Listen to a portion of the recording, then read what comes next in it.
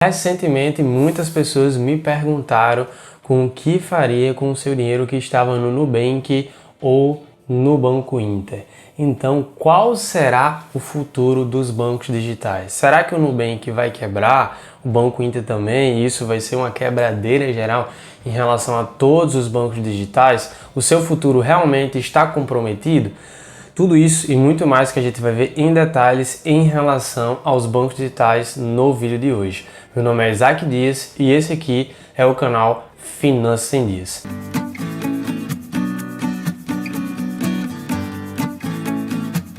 Antes de eu te falar em relação ao futuro dos bancos digitais, é muito importante que, se você não é inscrito no canal, se inscreve aqui, ative as notificações e curta esse vídeo para não perder também meu conteúdo semanal e a gente ajudar mais pessoas. Toda essa informação em relação a se o Nubank iria quebrar, Banco Inter, os bancos digitais também entrariam nessa onda de quebradeira, veio em relação a grandes bancos dos Estados Unidos começarem a ter não só ruídos que iriam quebrar, como também teve quebra de alguns bancos lá nos Estados Unidos.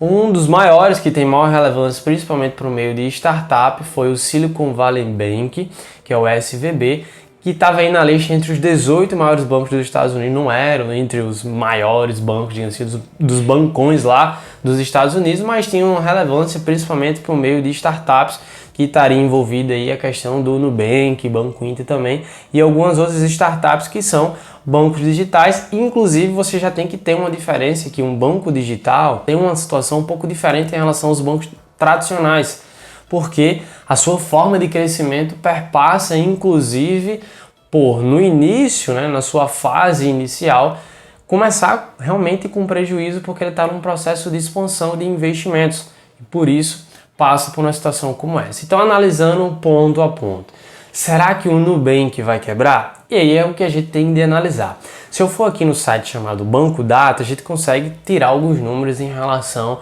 ao Nubank para a gente ter um pouco de credibilidade se o Nubank ele vai quebrar ou não. E a primeira coisa que você tem que saber é que você tem que ter calma, porque quando acontece essas várias notícias, muitas vezes isso tem um intuito ou pode deixar você muito receoso e você acaba tomando uma decisão inconsciente, saindo um pouco do seu campo de racionalidade. Possivelmente, a depender da situação, você pode perder dinheiro ou não. Isso serve para tudo na tua vida. Então, tente tomar decisões racionais. Inclusive, não só o Silicon Valley Bank quebrou, como também teve a notícia que o Credit Suisse, que esse sim, um grande banco lá dos Estados Unidos, não só dos Estados Unidos, da Suíça, estava com problemas de crédito também. Inclusive, teria um futuro incerto se não resolvesse esse problema. Então, seu principal concorrente lá, o Banco Suíço, comprou o Credit Suisse a preço de banana, inclusive, abaixo de 4 bilhões de reais para poder salvar o Credit Suisse. E dentro da linha dos bancos que têm a capacidade de causar um efeito cascata, ou seja, o que seria esse efeito cascata? Com a quebra do banco, outros bancos ou outras empresas acabarem quebrando por conta da quebra de um banco. Então foi lá o principal concorrente comprou esse banco a preço de banana, por isso que também acabou causando todo esse desespero por parte da grande maioria das pessoas. Entrando no site do Banco Data, uma coisa muito importante de se olhar é olhar se o banco está dando lucro ou prejuízo. Então, se observarmos em relação ao Nubank, o Nubank, ao longo da sua história aí, se você olhar no Banco Data, só deu prejuízo, mas recentemente começou a dar lucro.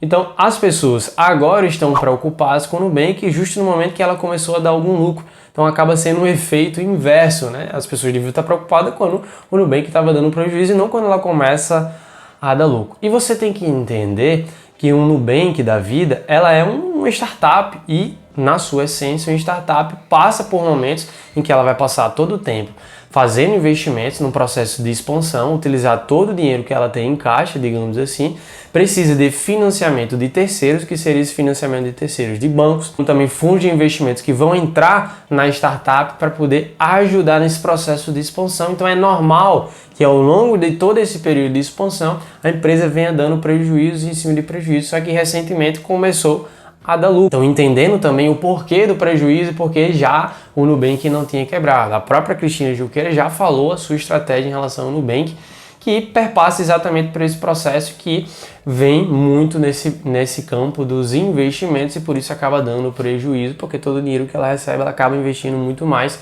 do que está tendo de entrada de receita. Vamos olhar um outro indicador, que é o índice de Basileia, que seria mais ou menos uma medida de endividamento do banco que se refere ao quanto que a empresa tem na sua conta bancária, digamos assim, de todos os seus clientes, empréstimos para terceiros. O Banco Central define que o índice de Basileia tem de ser pelo menos superior a 11% para ser um índice de Basileia saudável.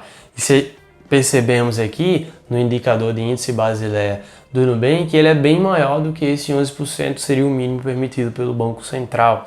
Também um índice de mobilização baixíssimo aqui em relação ao Nubank e também pelo contexto geral que o Nubank está inserido, né? Sendo aí uma startup, um banco digital que não tem aí a agência suíça, você consegue resolver tudo de maneira online. Por isso que você tem que ter calma, analisar friamente em relação ao Nubank, se percebe que não está todo esse caos que as pessoas estão imaginando. Óbvio que no cenário de taxa de juros, principalmente esses bancos que se financiam muito assim, pode acabar se prejudicando em relação à sua carteira de clientes, porque pode ter inadimplência muito maior do que se esperava e isso acaba ocasionando um risco maior, mas não precisa ter desespero. Então, se você tem dinheiro no Nubank, você não precisa ficar desesperado, fica tranquilo que o seu dinheiro está seguro. Óbvio, se a gente for comparar o Nubank com o bancão, o risco do Nubank quebrar, ele acaba sendo realmente maior em relação a um banco tradicional. Mas você não está com esse risco, o Nubank vai quebrar agora, amanhã, uma coisa nesse sentido. E mesmo assim, se você tem dinheiro no Nubank,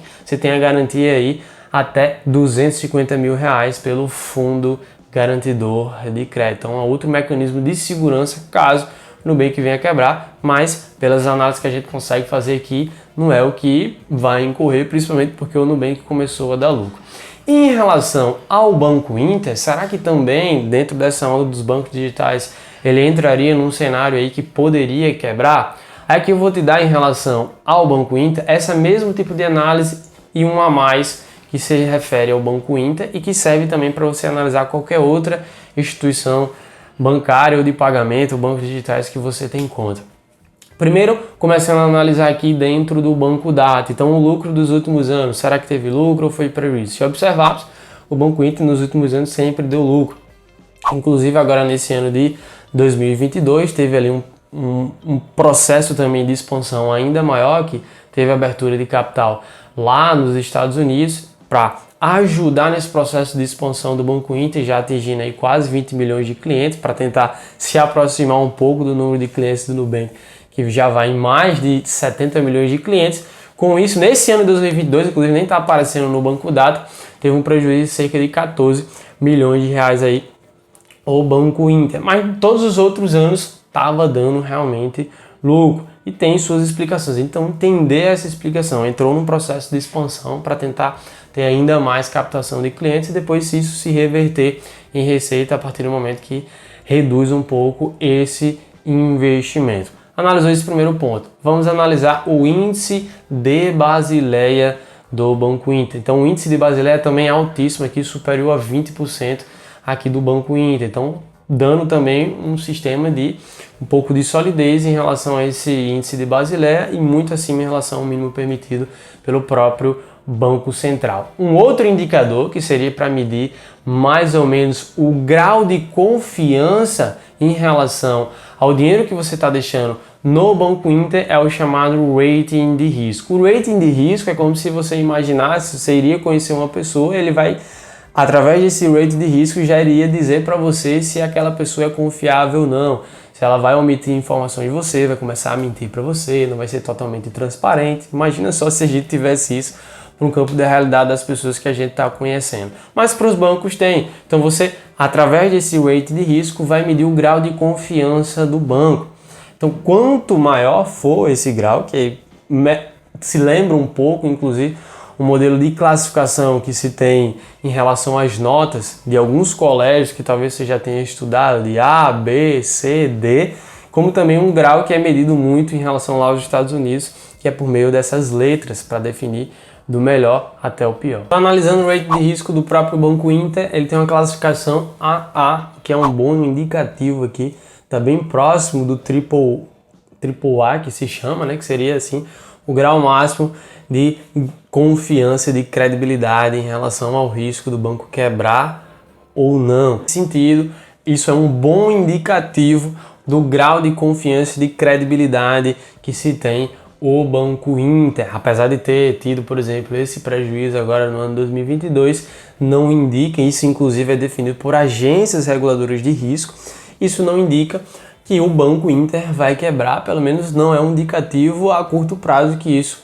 irá ocorrer. Então, por isso que você tem que ter muito cautela e filtrar em relação às informações que você recebe, que muitas vezes acaba deixando você com medo e tomando decisões equivocadas. Sempre passe desse processo do porquê e qual impacto isso terá, analisando no detalhe em relação, por exemplo, se você tem conta no Nubank, esses critérios que eu coloquei aqui em relação ao Inter, esses critérios também, que você também pode medir o rating de risco em relação a outras contas bancárias, como também outras contas em relação a bancos digitais, e fazer todas essas análises aqui para talvez um outro banco digital que você tenha, entendendo se esse banco digital está com prejuízo, sempre deu prejuízo, o porquê que ele está com prejuízo. Ele também passa pela ideia de startup, que está fazendo muitos investimentos e por isso está tendo que todo o dinheiro que ele recebe e utilizar muito mais do que ele recebe para poder realmente captar ainda mais clientes, até o momento que ele para de investir e a receita começa a ser superior em relação às suas despesas. Então, entender